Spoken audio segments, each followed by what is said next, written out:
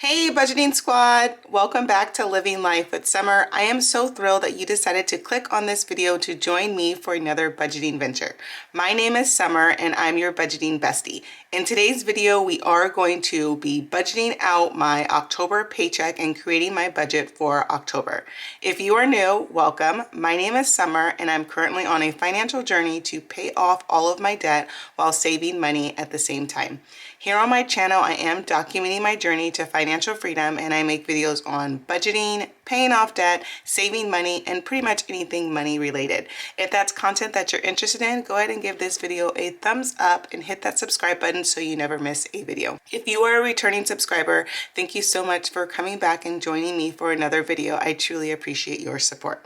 So let's go ahead and get into today's video. If you are new, I do budget using the Budget by Paycheck workbook by the Budget Mom. So if you are interested in this workbook, you can get this workbook off of her website, thebudgetmom.com.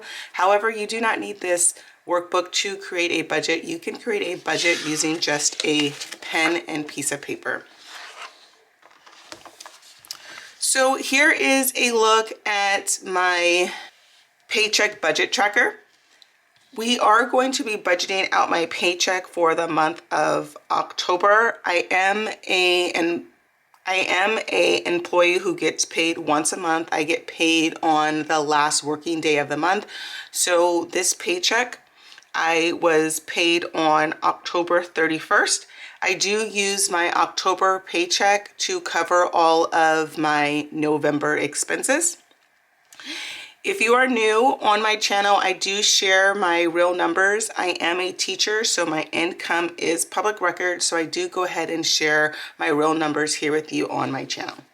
So when you're creating a budget, the first thing that you want to do is you want to list out all of your income sources. I have gone ahead and listed out my income sources just to take time. I do have my paycheck split up into two accounts. The majority of my paycheck does go into my checking account, and in my checking account, $7,015.38 was deposited. And then I also have a super summer savers account, which is an additional savings account that accumulates a little bit more interest than your typical savings account. And $400 went into that account. And then I do bring in about $500 a month of other income. So now that I have all my income sources, let's go ahead and add up all of my income sources to get my income total. $7,015.38 plus $400 plus $500. My total income for the month is $7,915.38. Now that we have that number, let's go ahead and put that on our income total line. After you have your income total, the next thing you want to budget for is your fixed expenses. Your fixed expenses are expenses that tend to stay about the same every month. Just to save time, I did go ahead and list all of my fixed expenses and the amount. So I'll go ahead and go over it with you at this time. On my paycheck budget tracker, on the bill section, it does have you list the bill, the date, the budgeted amount, and then the actual amount that you spent per month. I personally do not write the due date because I do not use this tracker to keep track of my bills. I use a budget monthly calendar to keep track of my bills. So I do not fill out the dates on my budget tracker. So I have my mortgage. My mortgage is $3,927.97. SDG&E, which is my gas and electric, is $110 a month. My cell phone for my son and I is $141.85 a month. AT&T, which is my internet, is $55.27 a month. I do have an Instant Ink subscription where ink is delivered to my house. That is $6.48 a month. I do have a iCloud subscription for extra storage for my cell phone. That is $2.99 a month. I have an Epidemic Sound subscription, which is $15 a month. USAA, which is for my car insurance, is $105.87 a month. I do have a car wash subscription where I get unlimited car washes every month, and that is $34.95. I do have Banfield for my dog, which is a doggy medical plan, which is $59.95. My son does piano, and that is $105 a month. I do Orange Theory, which is a gym membership, and that is $169 a month. I am a member at a local winery in my city, and that is $25 a month. I do have a Peloton, so for the app, that is $25 a month. I have an Oura Ring, which is $4.99 a month.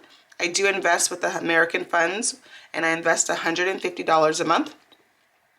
Apple, which I am paying off my cell phone, is $17.75. My school first personal loan is $249.72 a month. And then I do have 3 other bills that do not fit on the lines. Weight Watchers is $25 a month. I do have a Farm Box subscription, which is $58 a month, and my student loans are $87.41 a month. So now that I have my bill total, the next thing that I would need to do is add up all of my bills. Now that I have all of my bills, the next thing that I need to do is add up all of my bills to get my bill total. I did go ahead and add up these bills to get my bill total just to save time. If you do like me writing down the budgeted amount and calculating my total on camera, let me know and I can go back to doing that. I just wasn't sure. It seems like you guys like the shorter videos, so I just went ahead and did this to save time, but let me know if you want me to go back to the other way. So when adding up all of my bills, my bill total came out to $5,923.20. So now we need to find out how much money I am left with after paying all of my bills. And we get this amount by taking my income total, $7,915.38, and subtracting my bill total. And we get this by taking my income total of $7,915.38 and subtracting my bill total of $5,923.20. So after paying all of my bills, I am left with $1,992.18. Let's go ahead and put that number on my leftover line.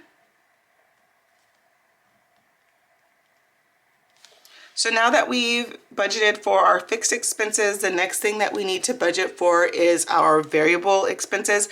Variable expenses are your cash wallet envelopes. These expenses tend to vary each month depending on what you have going on. So let's go ahead and put my leftover amount right here on the leftover line again.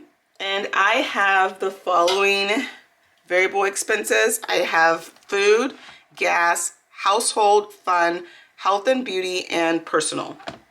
So for food this month, I am budgeting $517. I did go ahead and increase this amount because in November we do have Thanksgiving. So I am anticipating that I'm going to be spending a little bit more money on groceries.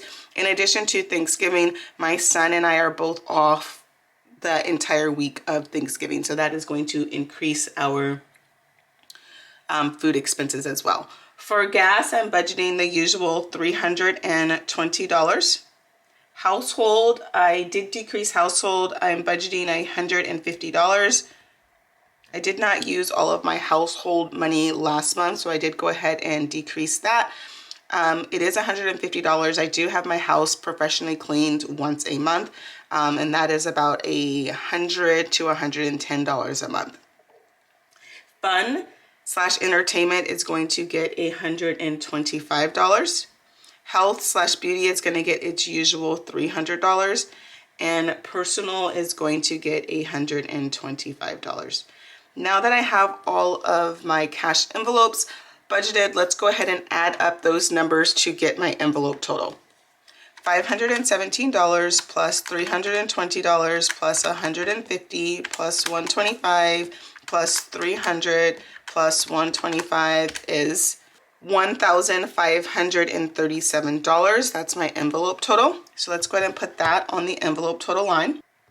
And then now let's take our leftover amount of $1,992.18 and subtract my envelope total of $1,537. So that means I am left with $455.18. And we'll go ahead and put that on the leftover line as well. So now that we've budgeted for my fixed expenses and my variable expenses, the next thing that we want to budget for is my sinking fund. I'm only going to be budgeting for my summer saver, and in my summer saver, I do save $400 a month. So now that we have my sinking fund, my summer saver, let's go ahead and take my leftover amount and subtract my sinking fund total of $400. Now that we have my sinking fund total, let's go ahead and put my sinking total right here on this line since we're only budgeting for one sinking fund. And let's go ahead and take my leftover amount of $455.18 and subtract my sinking fund total of $400. That means we're going to be left with $55.18. The next thing that I would usually budget for is extra debt. However, I am not budgeting for any extra debt at this time. I am going to resume budgeting for extra debt at the beginning of the year. With closing out the year, we do have Thanksgiving and we do have Christmas. So I'm just going to focus on putting extra money into my sinking funds. And then at the beginning of the year, we will resume our extra debt payments.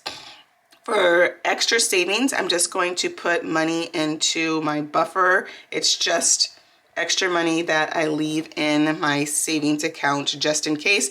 And we're just going to take the leftover amount, $55.18, and leave in my checking account as a buffer. So our extra savings is $55.18. So if we take our leftover amount of $55.18 and subtract our saving total of $55.18, that means we are left with $0. So that is how I get a zero-based budget where every dollar is accounted for.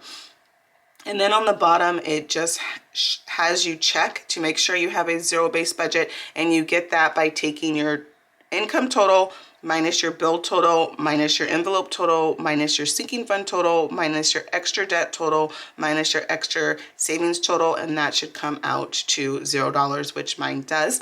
So that is how I have a zero-based budget. Lastly, on my budget tracker, it does have you do your cash envelope breakdown. I did go ahead and do this.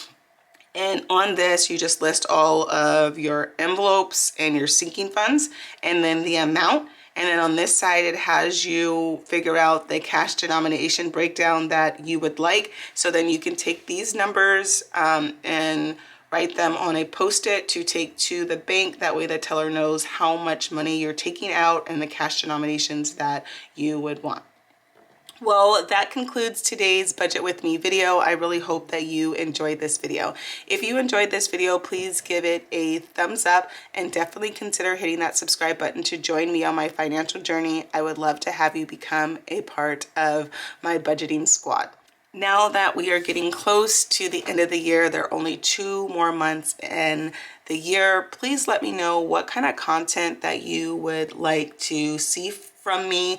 I am in the process of setting up my budget materials for the 2024 year. So let me know when you would like me to bring that content to my YouTube channel. I definitely appreciate you guys' feedback. In the comment section, just let me know how you are doing in 2023 with your budget and what are some goals that you hope to accomplish by the end of the year. I would love to hear that in the comment section, or just simply let me know how you liked this video. Well, I hope that you have an amazing day, and I look forward to seeing you in my next video. Bye! But before you go, don't forget to like, comment, and subscribe.